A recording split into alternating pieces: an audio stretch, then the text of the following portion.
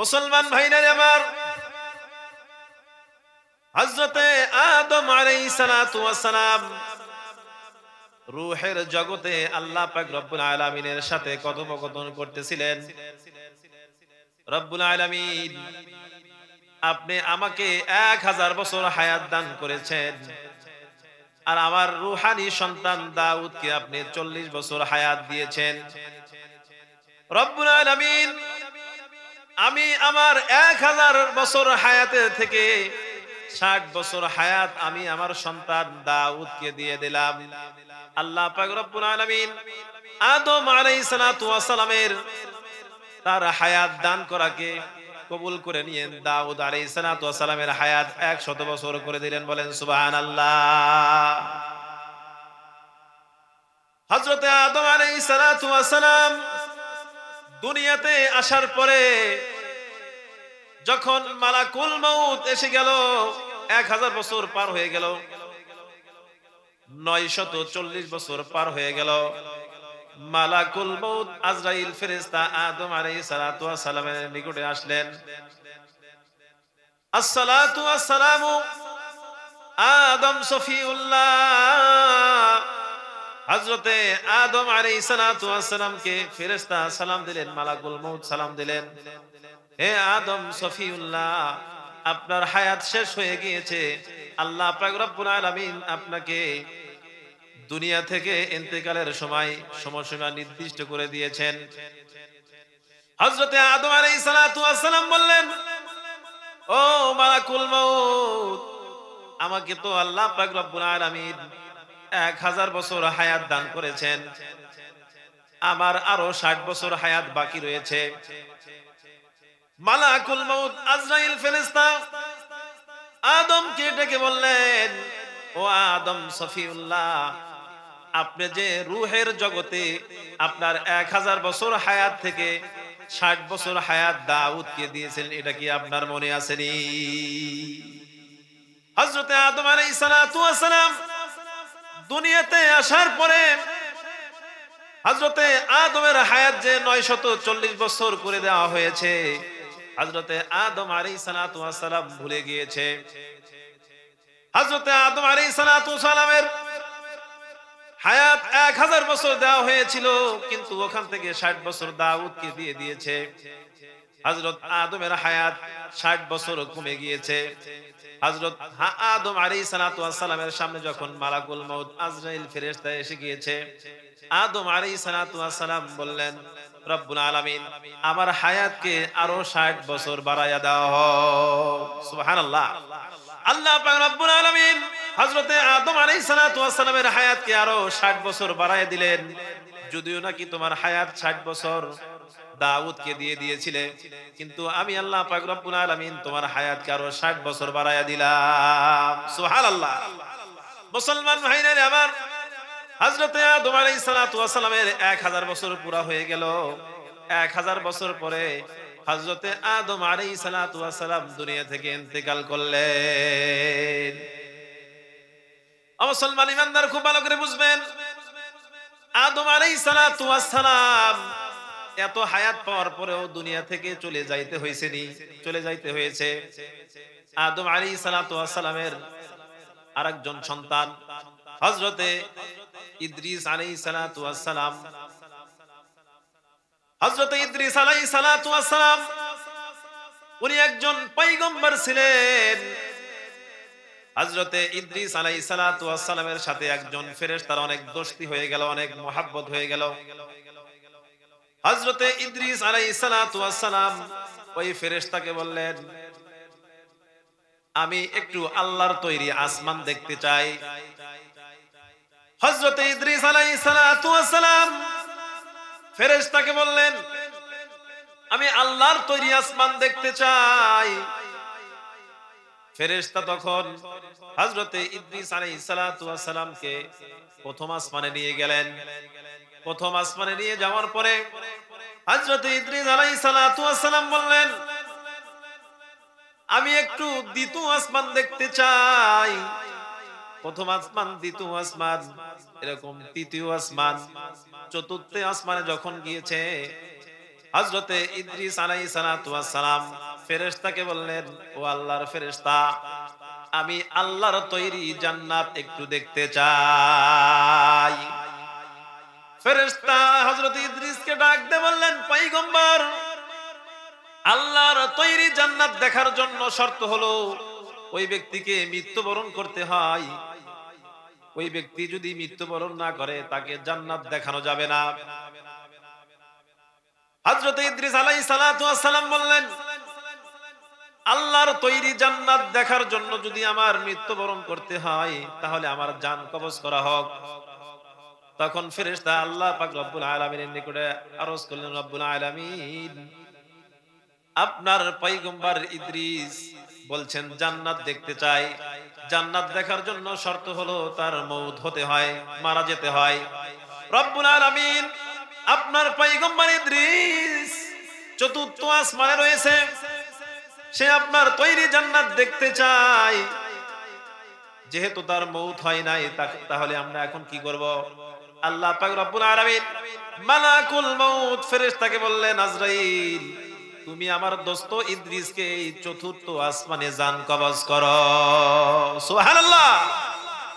ও মুসলমান ইমানদার, খুব ভালো করে বুঝবেন, আমি যে কথা বুঝাইতেছিলাম, ইযা জাআ আজালুহুম লা ইস্তাখিরুনা সাআতাও ওয়া লা তাকদিমুন।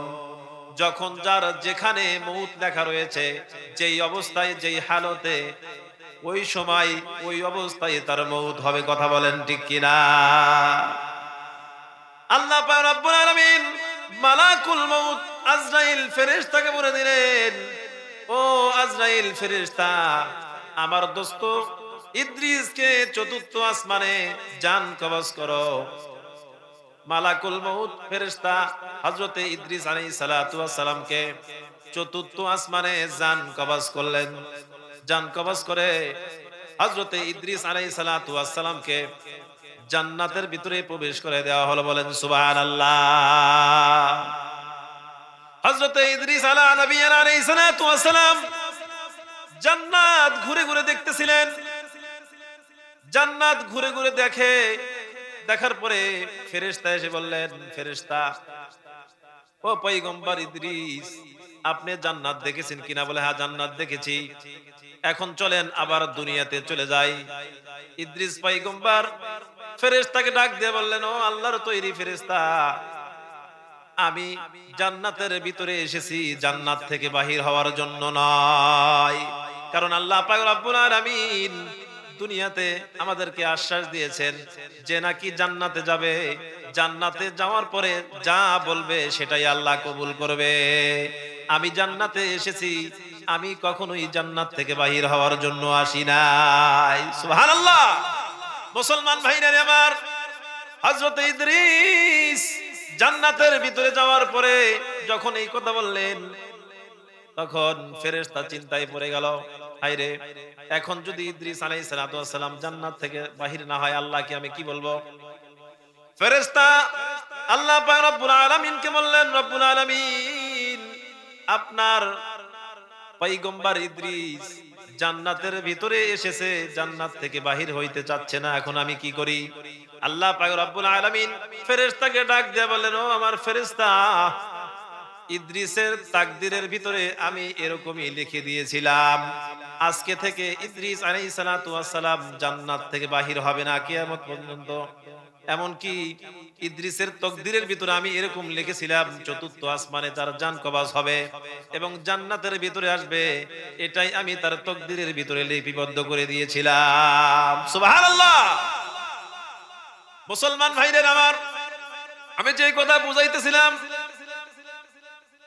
আল্লাহ পাক রব্বুল আলামিন যাকে যেই হালতে যেই অবস্থায় মৃত্যু লিখে দিয়েছেন তাকে ওই অবস্থায় মৃত্যুবরণ করতে হবে, এটাই সত্য। পয়গম্বরদের ভিতরে একজন নবী ছিলেন হযরতে সুলাইমান, যেই নবী থাকার পাশাপাশি বাদশাও ছিলেন। হযরতে সুলাইমান আলাইহিস সালাতু ওয়াস সালাম মারা যাওয়ার কিছুদিন আগে আল্লাহ পাক রব্বুল আলামিনের নিকটে একটা আরজ করলেন, রব্বুল আলামিন, আমি আপনার জন্য একটা ঘর নির্মাণ করতে চাই। আল্লাহ পাক রব্বুল আলামিন হযরতে সুলাইমানকে বললেন, ও সুলাইমান, তোমার হায়াত তো শেষ হয়ে এসেছে, তোমার মউত তো অতি নিকটে এসে গিয়েছে। হযরতে সুলাইমান আলাইহিস সালাতু ওয়াস সালাম আল্লাহ পাক রব্বুল আলামিনকে বললেন, রব্বুল আলামিন, আমার দিলের বড় খাহেশ, আমি মারা যাওয়ার আগে আপনার জন্য একটা ঘর বানায় যেতে চাই, আল্লাহর একটা ঘর বানায় যেতে চাই। হযরতে সুলাইমান আলাইহিস সালাতু ওয়াস সালাম যখন এই কথা বললেন, আল্লাহ পাক রব্বুল আলামিন বললেন, হ্যাঁ ঠিক আছে, তুমি ঘর বানানো শুরু করো। হযরতে সুলাইমান তাফসীরের কিতাবের ভিতরে পাওয়া যায় প্রায় ৬৫০০ জিনদেরকে দিয়ে বাইতুল মাকদাস, বাইতুল মুকাদ্দাস বানানো শুরু করে দিলেন। বলেন সুবহানাল্লাহ।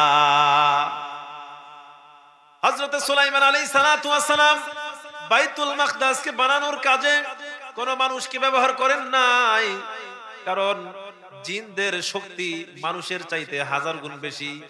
একটা জিন ১০০০ মানুষ যা করতে পারবে তার চাইতে বেশি করতে পারবে একজন জিন। সুবহানাল্লাহ। জিন জাতিদেরকে দিয়ে হযরতে সুলাইমান আলাইহিস সালাতু ওয়াস সালাম বাইতুল মুকাদ্দাস নির্মাণ শুরু করে দিলেন। বাইতুল মাকদাস নির্মাণ প্রায় শেষের দিকে হযরতে সুলাইমান আলাইহিস সালাতু ওয়াস সালাম লাঠি ভর করে জিনদেরকে এরকম কাজে লাগাইছিলেন, কাজ করাইতেছিলেন। হঠাৎ করে একদিন হযরতে সুলাইমান আলাইহিস সালাতু ওয়াস সালাম ওই লাঠিটা, হযরতে সুলাইমানের লাঠিটা ভেঙে ধাপাস করে জমিনে পড়ে গেল। জিন জাতি তখন চিন্তা করলো, হায় রে, হযরতে সুলাইমান আজকে নয়, আজ থেকে প্রায় ৬ মাস আগে ইন্তেকাল করেছে, আমরা তো টেরই পাই নাই। কারণ হযরতে সুলাইমান যেই লাঠির উপরে ভর করে দাঁড়ানো ছিল, সেই লাঠির ভিতরে উলি পোকা ধরে লাঠিকে খেয়ে ফেলেছে। বিধায় হযরতে সুলাইমান আলাইহিস সালাতু ওয়াস সালাম লাঠি ভেঙে জমিনে পড়ে গিয়েছে। সুবহানাল্লাহ।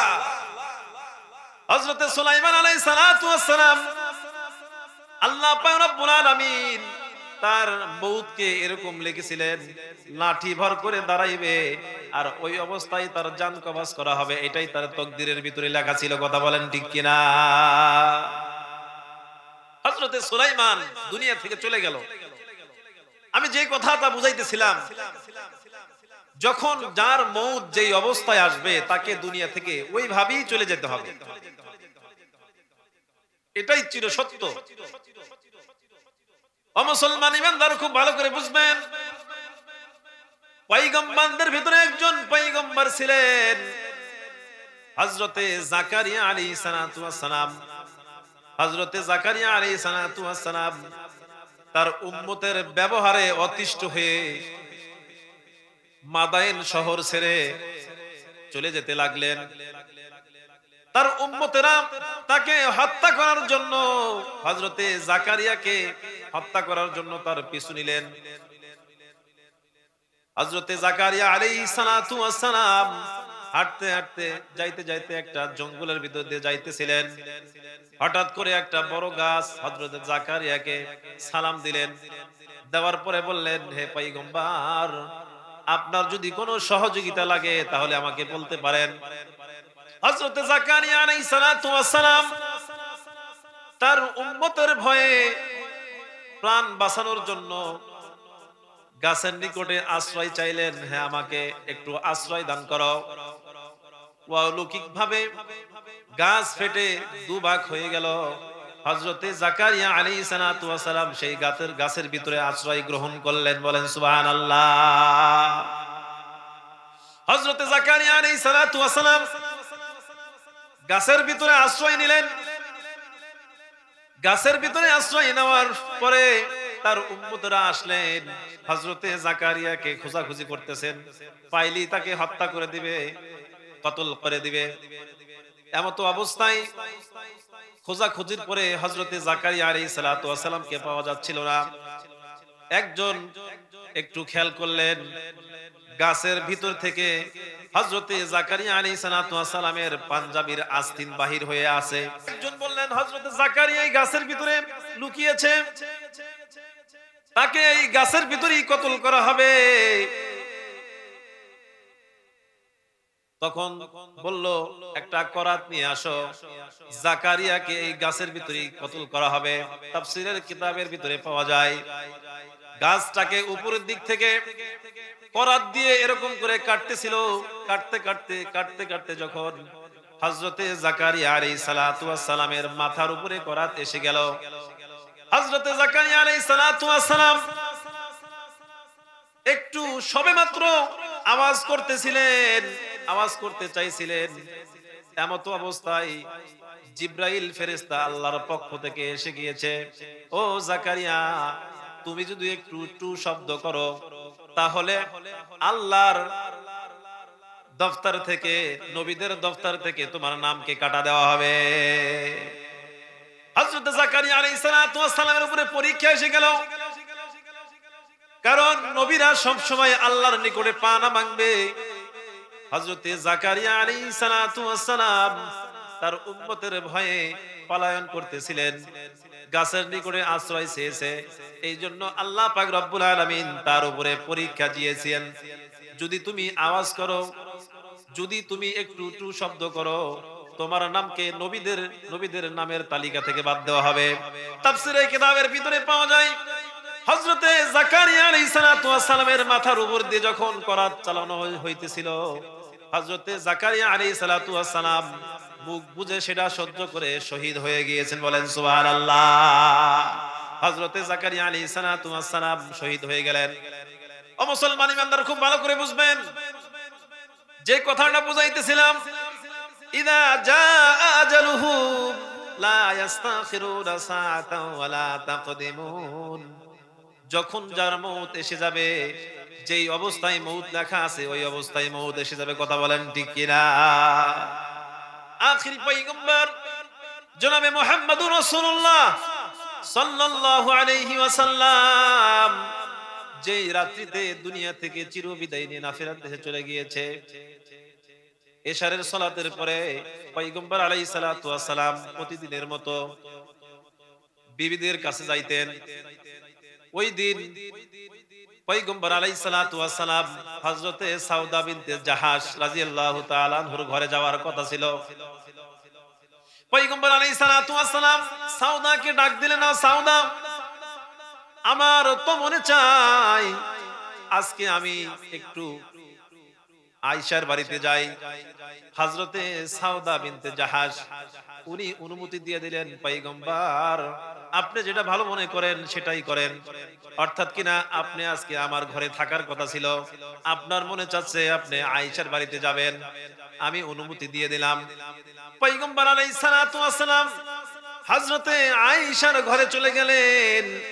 হযরতে আয়েশা বলেন, পয়গম্বর আলাইহিস সালাতু ওয়াস সালাম এত জ্বর আসলো তার গায়ে, পয়গম্বর আলাইহিস সালাতু ওয়াস সালামকে আমি চাদর দিয়ে ঢেকে নিলাম। পয়গম্বর আলাইহিস সালাতু ওয়াস সালাম লাস্ট মুহূর্তে দুইটা কথা বললেন, দুনিয়া থেকে যাওয়ার আগ মুহূর্তে দুইটা কথা বললেন, আস-সালাত আস-সালাত ওয়া মা মালাকাত আইমানুকুম। তোমরা নামাজের প্রতি যত্নবান হও, নামাজের প্রতি যত্নবান হও, তোমাদের অধীনস্থ যারা আছে তাদের হকের ব্যাপারে যত্নবান হও। সুবহানাল্লাহ।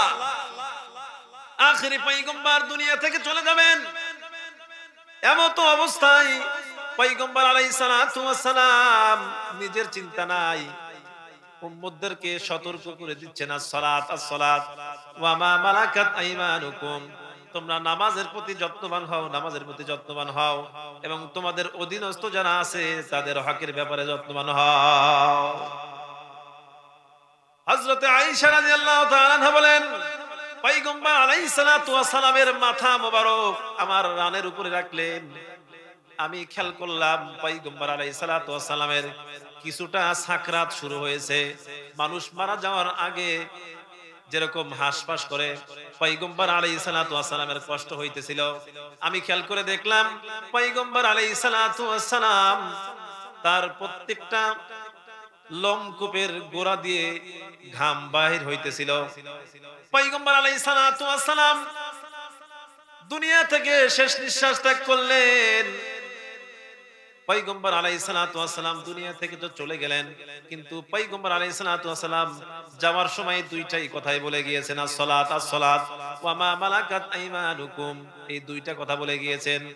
কারণ হলো নামাজ এমন একটা গুরুত্ব ইবাদত, বলে নামাজ কাফের এবং মুমিনের ভিতরে ফরক করে, কথা বলেন ঠিক কিনা? একজন মুমিন নাকি সে কাফের, মাঝখানে ফারাক হলো সে নামাজ পড়ে কিনা। যে ব্যক্তি নামাজকে ইচ্ছাকৃতভাবে তরক করলো, পয়গম্বর আলাইহিস সালাতু ওয়াস সালাম বলেন ওই ব্যক্তি কাফের হয়ে গেছে। নাউযুবিল্লাহ মিন যালিক। মুসলমান ভাইরা আমার, যেই কথা বলতেছিলাম, ইযা জাআ আজালুহুম লা ইস্তাখিরুনা সাআতান ওয়া লা তাকদিমুন, মউত যখন এসে যাবে সকলকেই দুনিয়া থেকে চিরবিদায় নিয়ে চলে যেতে হবে। পয়গম্বর আলাইহিস সালাতু ওয়াস সালাম দুনিয়া থেকে যাওয়ার আগে নামাজের গুরুত্ব দিয়ে গেলেন, যেই নামাজটা পয়গম্বর আলাইহিস সালাতু ওয়াস সালাম হযরতে সাহাবা একরাম দেরকে হাতে কলমে শিক্ষা দান করেছিলেন, কথা বলেন ঠিক কিনা? পয়গম্বর আলাইহিস সালাতু ওয়াস সালাম হাদিসের ভিতরে বলেন, তোমরা আমাকে যেরকম নামাজ পড়তে দেখেছো সেরকম নামাজ আদায় করো। কারণ পয়গম্বর আলাইহিস সালাতু ওয়াস সালাম যেরকম ইহতিমামের সাথে নামাজ আদায় করেছেন সেরকম নামাজ আদায় করার জন্য বলা হয়েছে, কথা বলেন ঠিক কিনা? পয়গম্বর আলাইহিস সালাতু ওয়াস সালাম সাহাবীদেরকে নামাজ ওইভাবে পড়তে বলেছেন যেরকম নাকি আমাকে দেখেছো, এই কথা বলেছেন। সাল্লু কামা রাআইতুমুনি উসাল্লি, বলে আমি যেরকম নামাজ পড়েছি সেরকম তোমরা নামাজ পড়বা। এই কথার ব্যাখ্যা বহুত। পয়গম্বর আলাইহিস সালাতু ওয়াস সালাম যেরকম নামাজ আদায় করেছেন ঠিক তদ্রূপ নামাজ আদায় করেছেন হযরত সাহাবা একরাম রিজওয়ানুল্লাহি আলাইহি আজমাইন। সাহাবারা নামাজে দাঁড়াইলে দুনিয়ার কোনো কথা মনে থাকতো না। হযরতে সাইয়েদনা ওমর ফারুক আজম উনি যখন নামাজে দাঁড়াইতেন নামাজের ভিতরে এত ক্রন্দন করতেন, বলে এক কাতার, দুই কাতার, তিন কাতার পর থেকেও হযরতে ওমরের ক্রন্দনের আওয়াজ শুনতেন। সুবহানাল্লাহ। হযরতে সাইয়েদনা ফারুক আজম ওনাকে জিজ্ঞাসা করা হলো যে আপনি নামাজে দাঁড়াইলে এত ক্রন্দন করেন। হযরতে ফারুক আজম বললেন, আমি যখন নামাজে দাঁড়াই আমার সামনে জান্নাত জাহান্নামের চিত্রগুলো মনে হয় ভেসে ওঠে। আমার মনে হয় আমি জান্নাত এবং জাহান্নাম দেখতেছি। জাহান্নামের কথাগুলো যখন মনে হয় তখন আর আমার কান্না ধরে রাখতে পারি না। সুবহানাল্লাহ। বলে নামাজ পড়ার নিয়ম হলো বান্দা যখন নামাজে দাঁড়াবে বলে সবচাইতে ভালো হয় যে এই কথা মনে করা আমি আল্লাহকে দেখতেছি। কি মনে করা? আমি আল্লাহকে দেখতেছি। যদি এটা সম্ভব না হয় মনে মনে এটা ধারণা করা আল্লাহ আমাকে দেখতেছে, আমি আল্লাহকে দেখতেছি, এটা যদি মনে না আনতে পারি আল্লাহ যে আমাকে দেখতেছে এটার ভিতরে কোনো সন্দেহ আছে? কোনো সন্দেহ নাই, কোনো সন্দেহ নাই। এই জন্য নামাজে দাঁড়ানোর সময় এই কথা মনে রাখা আমি আল্লাহর সামনে দণ্ডায়মান হচ্ছি। বলেন তো দুনিয়ার কোন বড়র সামনে দাঁড়াইলে আমরা কি একটু কি নিজেকে গোছাই নি না? একজন মন্ত্রীর কাছে যাব, এমপির কাছে যাব, নিজে একটু কি গুছিয়ে যায় নিজেকে, কি কথা বলবো, কেমনে বলবো, কোনো বেয়াদবি যেন না হয়। কিন্তু আহকামুল হাকিমিন, যিনি এই পৃথিবীর মালিক, এই কায়নাতের মালিক, ওনার সামনে আমরা হাজিরে দিতে যাই ওই ছেঁড়া ফাটা কাপড় নিয়ে, মানে কোনো গুরুত্ব নাই। এই জন্য আল্লাহর সামনে যাইতে হবে কি নিজেকে গুছিয়ে, যে পুরা কায়নাতের মালিকের সামনে হাজিরা দেওয়ার জন্য যাচ্ছি, সেইভাবে যাইতে হবে, সেইভাবে দাঁড়াইতে হবে। নামাজের ভিতরে দুইটা বিষয় আছে, একটাকে বলা হয় খুশু আর একটাকে বলা হয় খুজু। খুশু বলা হয় নামাজের বাহ্যিক দৃষ্টিতে যেই জিনিসগুলো দেখা যায়, মানে যেইভাবে দাঁড়াইতে হবে, যেইভাবে রুকু করতে হবে, যেইভাবে সেজদা করতে হবে, এটাকে বলা হয় কি খুশু। খুজু বলা হয় নামাজের ভিতরগত অংশ, যেটা দিলের কাইফিয়ত, দিলটাকে নামাজের ভিতরে রাখা, এটাকে বলা হয় কি খুজু। বলে আল্লাহ পাক রব্বুল আলামিন কোরআনের ভিতরে বলেন ফাওয়াইলুল লিল মুসাল্লিন, যারা নামাজি তাদের জন্য কি জাহান্নাম। কথাটা কি খাপ খাইলো? আল্লাহ যদি বলতেন যারা নামাজি না, যারা নামাজ পড়ে না তাদের জন্য জাহান্নাম, এই কথাটা মাননশীল হয়। যদি বলেন ফাওয়াইলুল লিল মুসাল্লিন, যারা নামাজি তাদের জন্য জাহান্নাম, তাদের জন্য ওয়াইল, এই কথাটা কি খাপ খায় না?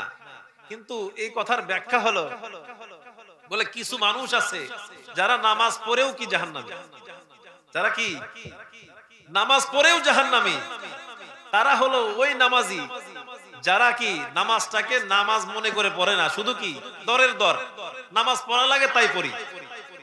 দেখবেন আপনার 4 রাকাত নামাজ 1.5 মিনিটই শেষ, তাহলে সে কি পড়লো? সূরা ফাতিহা পড়তেও তো কি 2-1 মিনিট সময় লাগে।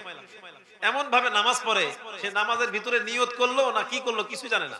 আল্লাহু আকবার, হাত বাঁধছে, তারপরে রুকু, রুকু থেকে ওঠার আগে সিজদা।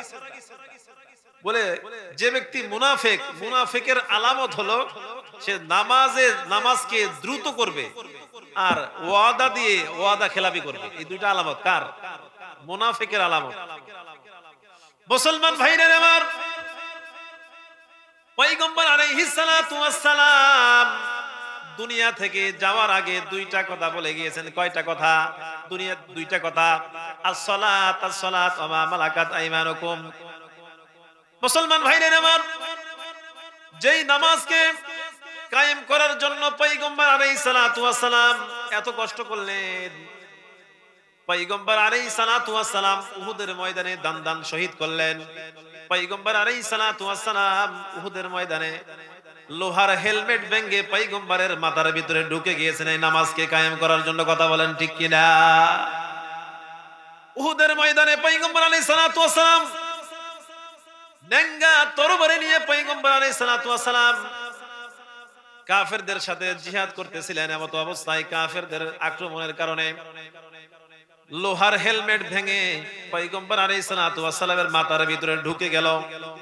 ও মুসলমান ইমানদার, যেই নবীর গায়ের উপরে মশা মাছি পড়া হারাম ছিল, কিন্তু আল্লাহর দ্বীনের জন্য সেই নবীকে মার খাইতে হয়েছে। কথা বলেন ঠিক কিনা? পয়গম্বর আলাইহিস সালাতু ওয়াস সালামের মাথার ভিতরে লোহার হেলমেট ভেঙে ঢুকে গেল। লোহার হেলমেট ভেঙে ঢুকে যাওয়ার পরে সাহাবীরা চেষ্টা করতেছিলেন মাথা থেকে বাহির করার জন্য, কিন্তু পারতেছিলেন না। যুবক সাহাবী সাইয়েদনা আলী কাররামাল্লাহু ওয়াজহু আসলেন।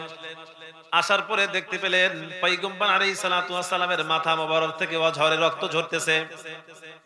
সাইয়েদনা আলী চিন্তা করলেন, এইভাবে যদি পয়গম্বরের রক্ত বাহির হইতে থাকে, পয়গম্বর আলাইহিস সালাতু ওয়াস সালাম দুনিয়া থেকে শেষ নিঃশ্বাস ত্যাগ করবে। বিদায় পয়গম্বরের মাথার ভিতর যে হেলমেট ভাঙা ঢোকানো অবস্থায় ছিল, হযরতে সাইয়েদনা আলী কাররামাল্লাহু ওয়াজহু হাত দিয়ে খোলার চেষ্টা করলেন, পারলেন না। এক পর্যায়ে সাইয়েদনা আলী কাররামাল্লাহু ওয়াজহু তার দাঁত দিয়ে কামড় দিয়ে এমন ভাবে একটা ঝাটকা টান মারলো, পয়গম্বর আলাইহিস সালাতু ওয়াস সালাম একটা চিৎকার দিয়ে বেহুশ হয়ে পড়লেন। পয়গম্বর আলাইহিস সালাতু ওয়াস সালাম বেহুশ হয়ে গেলেন। যখন হুশ আসলো, পয়গম্বর বললেন, ও আলী, তুই যখন আমার মাথার হেলমেটটাকে দাঁত দিয়ে টান দিয়েছিস হে আলী, আমার মনে হলো আমার কলিজাটা আমার বুকের ভিতরে নাই, এত কষ্ট হয়েছে। সাইয়েদনা আলী কাররামাল্লাহু ওয়াজহু দেখতে পেলেন, একটু পরে দেখতে পেলেন সাইয়েদনা আলী কাররামাল্লাহু ওয়াজহুর মারির দাঁত খানা খুলে পড়ে গিয়েছে। সুবহানাল্লাহ। পয়গম্বর বললেন, ও আলী, তোমার দাঁত ভেঙে গিয়েছে। সাইয়েদনা আলী কাররামাল্লাহু ওয়াজহু বললেন, পয়গম্বর, আপনার জীবনের চাইতে, আপনার রক্তের চাইতে আমার দাঁত বড় না। আমি চিন্তা করলাম এটা যদি এইভাবে চলতে থাকে, রক্ত বাহির হতে থাকে, তাহলে তো আপনি অনেক কষ্ট পাবেন। বিদায় আমি আমার দাঁত দিয়ে মারি দিয়ে ওই ভাঙা হেলমেটকে ধরে ঝাটকা টান মেরে বাহির করে ফেলেছি। বাহির করার সময় আমার মারির 2খানা দাঁত পড়ে গিয়েছে। সুবহানাল্লাহ।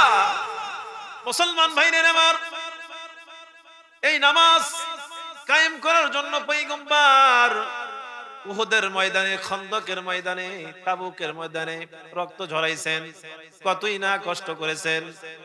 পয়গম্বর আলাইহিস সালাতু ওয়াস সালাম মক্কাতে যখন দ্বীনের দাওয়াত দিতেছিলেন, মক্কার কাফেরেরা ছোট ছোট শিশুদেরকে লেলিয়ে দিয়েছে, মুহাম্মদ একটা পাগল, এই পাগলকে তাড়াতাড়ি এই মক্কা থেকে খেদাও, মক্কা থেকে তাড়াইয়া দাও। ছোট্ট ছোট্ট নাবালক শিশু, তারা তো বোঝে না, তাদের হাতের ভিতরে পাথর নিয়ে পয়গম্বর আলাইহিস সালাতু ওয়াস সালামকে ঢিলিয়েছে। নাউজুবিল্লাহ। পয়গম্বর আলাইহিস সালাতু ওয়াস সালাম তার সারা শরীর রক্তাক্ত হয়ে গেল, পায়ের ভিতরে জুতা আটকে গেল, রক্তের কারণে জুতা আটকে গেল। পয়গম্বর আলাইহিস সালাতু ওয়াস সালাম এত কষ্ট করেছেন এই দিনের জন্য, নামাজের জন্য। পয়গম্বর আলাইহিস সালাতু ওয়াস সালাম একবার মদিনার মসজিদের ভিতরে নামাজরত অবস্থায় রয়েছে, সেজদারত অবস্থায় রয়েছে। এমত অবস্থায় একজন কুখ্যাত কাফের উটের পচা নারী ভুঁড়ি নিয়ে এসে পয়গম্বর আলাইহিস সালাতু ওয়াস সালামের ঘাড়ের উপরে চাপাইয়া দিলেন। বলেন নাউজুবিল্লাহ। পয়গম্বর আলাইহিস সালাতু ওয়াস সালাম আল্লাহর কুদরতি পায়ে সেজদারত অবস্থায় রয়েছেন। এমত অবস্থায় উটের পচা নারী ভুঁড়ি এনে পয়গম্বরের ঘাড়ের উপরে রেখে দিলেন। পয়গম্বর আলাইহিস সালাতু ওয়াস সালাম উটের এই পচা নারী ভুঁড়ি উপরে দেওয়ার কারণে পয়গম্বরের অনেক কষ্ট হইতেছিল, মাথা জাগাইতে পারতেছিলেন না। এমত অবস্থায় সাহাবীরা দূর থেকে দেখে পয়গম্বর আলাইহিস সালাতু ওয়াস সালামকে ওই উটের ভুঁড়ি সরায়া ভুঁড়ির নিচ থেকে উঠায়। পয়গম্বর আলাইহিস সালাতু ওয়াস সালাম নামাজ শেষ করার পরে হযরতে ওমর তরবারি নিয়ে দাঁড়ায় রয়েছে। এই কাজ যে করেছে তার আমি কল্লা উড়াই দেব, ইয়া রাসূলুল্লাহ, আপনি শুধু আমাকে হুকুম দেন, আর যেই ব্যক্তি এই কাজ করেছে তার কল্লা আমি ফালাইয়া দিব। পয়গম্বর আলাইহিস সালাতু ওয়াস সালাম ডাক দিলেন, ওমর, আজকে যদি তুমি তাকে কল্লা ফালাইয়া দাও তাহলে আমার এই দিনের কথাগুলো কারা শুনবে? হয়তো আজকে তারা বোঝে না, হতে পারে এক সময় তারা ইসলাম ধর্ম গ্রহণ করবে। সুবহানাল্লাহ। আপনার আমার দয়ার নবী, মায়ার নবী এই নামাজের জন্য এত কষ্ট করেছেন, আর সেই নামাজ আজকে আমরা ফিরি ফিরি পাইছি, এর জন্য কি কোনো গুরুত্ব নাই? মুসলমান ভাইরেন আমার, পয়গম্বর সুলাইমান আলাইহিস সালাতু ওয়াস সালাম এমন একজন পয়গম্বর ছিলেন, পয়গম্বরের পাশাপাশি সে বাদশাও ছিলেন। বাদশাহী ঠিক রেখেছেন, কিন্তু এক মুহূর্তের জন্য আল্লাহকে ভুলে যান নাই। কথা বলেন ঠিক কিনা? আমরা অনেকে বলি আমি অনেক বড় দায়িত্বশীল, চেয়ারম্যান, মেম্বার, এমপি, মন্ত্রী, বাংলাদেশের প্রধানমন্ত্রী। কাল কিয়ামতের কঠিন ময়দানে আল্লাহ পাক রব্বুল আলামিন এক একজনকে দাঁড় করাইবেন, বলবেন, বান্দা তুমি নামাজ আদায় করতে পারো নাই কি জন্য? এক একজন এক এক অজুহাত খাড়া করবে, এক একজন এক এক অজুহাত খাড়া করবে। কেউ বলবে, রব্বুল আলামিন, আমি তো অনেক বড় দায়িত্বশীল ছিলাম, জনপ্রতিনিধি ছিলাম, বিদায় আপনার হুকুম আমি ঠিকঠাক মতো আদায় করতে পারি নাই। আল্লাহ পাক রব্বুল আলামিন মিসাল হিসাবে, নমুনা হিসাবে হযরতে সুলাইমানকে দাঁড় করায় দিবেন। বলেন সুবহানাল্লাহ। হযরতে সুলাইমান আলাইহিস সালাতু ওয়াস সালাম এমন একজন পয়গম্বর ছিলেন, পুরা পৃথিবীর বাদশাহী করেছেন, কিন্তু এক মুহূর্তের জন্য হযরতে সুলাইমান আলাইহিস সালাতু ওয়াস সালাম আল্লাহকে ভুলে যান নাই। সুবহানাল্লাহ। হযরতে সুলাইমানকে দাঁড় করাইবেন। আমার সুলাইমান যদি আমাকে এত বড় দায়িত্ব পাওয়ার পরেও না ভুলে যায়, তুমি ছোট্ট একটা দায়িত্ব পাওয়ার পরে আমাকে ভুলে গিয়েছো, তোমার এই যুক্তি গ্রহণযোগ্য হবে না, আমাকে জাহান্নামে দেওয়া হোক, এই কথা বলা হবে। হযরত সুলাইমান আলাইহিস সালাতু ওয়াস সালাম তার বাবার সূত্রে, হযরত দাউদ আলাইহিস সালাতু ওয়াস সালামের সূত্রে 100 ঘোড়া পেয়েছিলেন, যোদ্ধা ঘোড়া। পাওয়ার পরে সেই ঘোড়াগুলো দেখতেছিলেন। এমত অবস্থায় আসরের টাইম, আজান হয়ে গিয়েছে। কখন আজান হয়ে গিয়েছে? মাগরিবের টাইম, একটু আসবে আসবে ভাব। হযরতে সুলাইমান হঠাৎ করে চমকে উঠলেন, হায় রে, আমি দুনিয়া পাওয়ার কারণে আল্লাহকে ভুলে গিয়েছি, নামাজ ভুলে গিয়েছি। হযরতে সুলাইমান আলাইহিস সালাতু ওয়াস সালাম আসরের সালাত আদায় করলেন। আসরের সালাত আদায় করার পরে তাফসীরের কিতাবগুলোর ভিতরে পাওয়া যায় হযরতে সুলাইমান আলাইহিস সালাতু ওয়াস সালাম ওই 1000 ঘোড়াকে আল্লাহর রাস্তায় কুরবানি করে দিলেন। বলেন সুবহানাল্লাহ। হযরতে সুলাইমান বললেন যে এই দুনিয়ার কারণে আমি আল্লাহকে ভুলে গেছি, সেই দুনিয়ার দরকার নাই, আল্লাহর রাস্তায় কি করে দিলেন? কুরবানি করে দিলেন, গোশতকে মানুষকে খাওয়ায় দিলেন। বলেন সুবহানাল্লাহ। ঘোড়া খাওয়া কি ছিল? জায়েজ ছিল, এখনো জায়েজ, কিন্তু কি মাকরু। ঘোড়া খাওয়া কি মাকরু। হযরত সুলাইমান আলাইহিস সালাতু ওয়াস সালাম এত বড় বাদশা ছিলেন, কিন্তু এক মুহূর্তের জন্য আল্লাহকে বলে যান নাই। বিদায় যারা নাকি বলবেন আমি অনেক বড় দায়িত্বশীল, আল্লাহ পাক রব্বুল আলামিন সুলাইমানকে দাঁড় করায় দিবেন। কথা বলেন ঠিক কিনা? আল্লাহ পাক রব্বুল আলামিন এক শ্রেণীর লোকদেরকে বলবেন তোমরা দাঁড়াও, দুনিয়াতে তোমরা নামাজ কায়েম করো নাই, নামাজ পড়ো নাই কি জন্য? তারা অজুহাত খাড়া করবেন, রব্বুল আলামিন আমি দুনিয়াতে থাকাকালীন প্রায় সময় অসুস্থ থাকতাম, অসুস্থ থাকার কারণে আমি নামাজ ঠিকমতো আদায় করতে পারি নাই। আল্লাহ পাক রব্বুল আলামিন তখন হযরতে আইয়ুব আলাইহিস সালাতু ওয়াস সালামকে মিসাল হিসাবে দাঁড় করায় দিবেন। বলেন সুবহানাল্লাহ।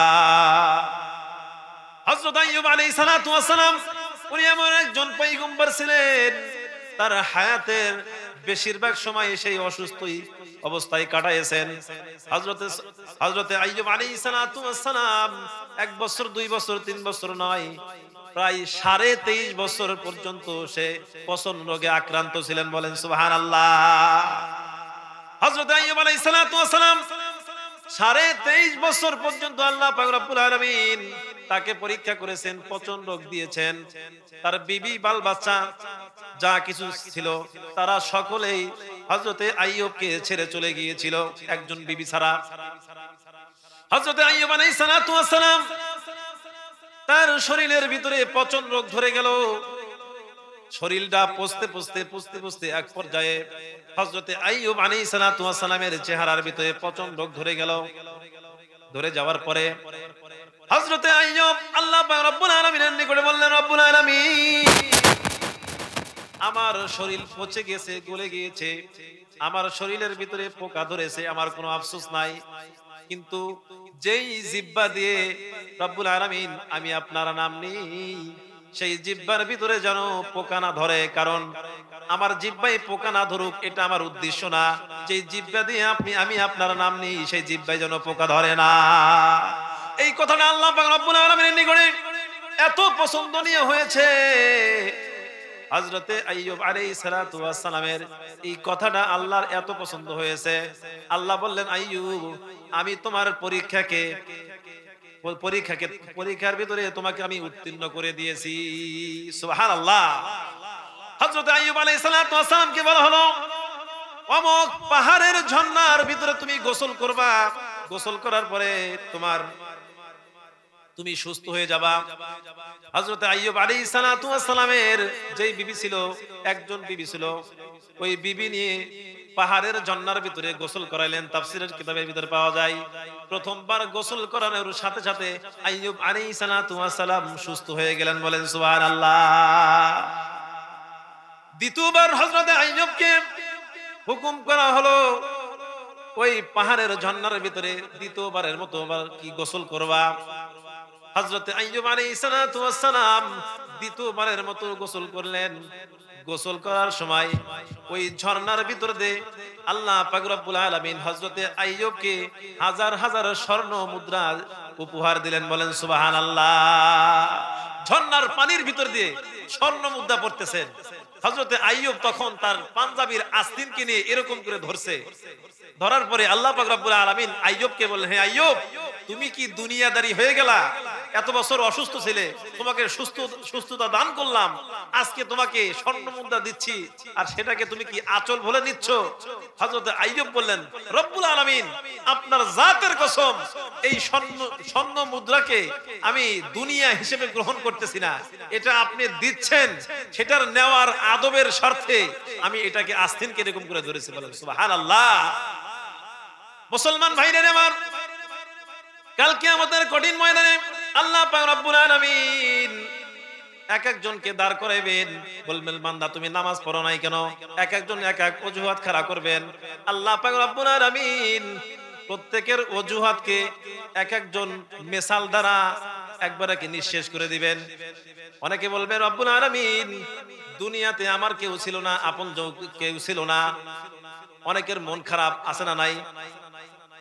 অনেকের মন খারাপ থাকে, বলে আমার শোকের কারণে আমার বাবা মারা গিয়েছে, ছেলে মারা গিয়েছে, আমার আপনজন কেউ নাই, তাই বিদায় আমি ইবাদত করি নাই। অনেকে নৈরাশ হয়ে যায়। মুসলমান ভাইরা আমার, আল্লাহ পাক রব্বুল আলামিন হযরতে ইয়াকুব আলাইহিস সালাতু ওয়াস সালামকে দাঁড় করায় দিবেন। হযরতে ইয়াকুবের ছেলে হযরতে ইউসুফ আলাইহিস সালাতু ওয়াস সালামকে যখন তার ভাইরা কুপি ফেলায়, হযরতে ইয়াকুব আলাইহিস সালাতু ওয়াস সালামকে বলা হয় আপনার ছোট ছেলেকে বাঘে খেয়ে ফেলেছে, এই কথা বলে তাকে বুঝ দেওয়া হয়। হযরতে ইয়াকুব আলাইহিস সালাতু ওয়াস সালাম ইউসুফের শোকে 10 বছর শুধু কেঁদেছেন, কাঁদতে কাঁদতে তার দুইটা চোখ অন্ধ হয়ে গিয়েছেন ঠিকই, কিন্তু 1 সেকেন্ডের জন্য আল্লাহর ইবাদত থেকে বিরত থাকেন নাই। সুবহানাল্লাহ। তো যেই কথা বুঝাইতে চাইলাম আমি, আল্লাহ পাক রব্বুল আলামিন কিয়ামতের মাঠে এক একজনকে দাঁড় করাবেন, বলে তুমি নামাজ পড়ো না কেন? এক একজন বলবে আমার কি ব্যস্ততা বেশি। তো ব্যস্ততা, হাজারো ব্যস্ততার মানুষ আল্লাহর জমিনে ছিলেন, কিন্তু তারা এক মুহূর্তের জন্য আল্লাহকে ভুলে নাই। অনেকে বলবেন আল্লাহ আমার পুরো মুসিবত ছিল সব সময়। হযরতে ইউনূসকে দাঁড় করাই দিবেন। হযরতে ইউনূস আলাইহিস সালাতু ওয়াস সালাম মাছের পেটে 1 দিন 2 দিন 3 দিন নয় 40 দিন যাবত ছিলেন, কিন্তু 40 দিনের ভিতরে 1 সেকেন্ডের জন্য আল্লাহকে ভুলেন নাই। লা ইলাহা ইল্লা আনতা সুবহানাকা ইন্নী কুনতু মিনাজ জালিমিন। এই তাসবিহটা বলে 40 দিনের সব সময় কি পড়তেছিলেন। তো যেই কথা বলতেছিলাম, আল্লাহ পাক রব্বুল আলামিনের সামনে যদি আমরা অজুহাত খাড়া করি, সেই অজুহাতটা কি হবে না? গ্রহণযোগ্য হবে না। তো যেই কথাগুলো বলা হলো, আল্লাহ তাআলা সকলকে জেনে বুঝে আমল করার জন্য তৌফিক দান করুক। ওয়া আখিরু দাওয়ানা আলহামদুলিল্লাহি রাব্বিল আলামিন। আসসালামু আলাইকুম।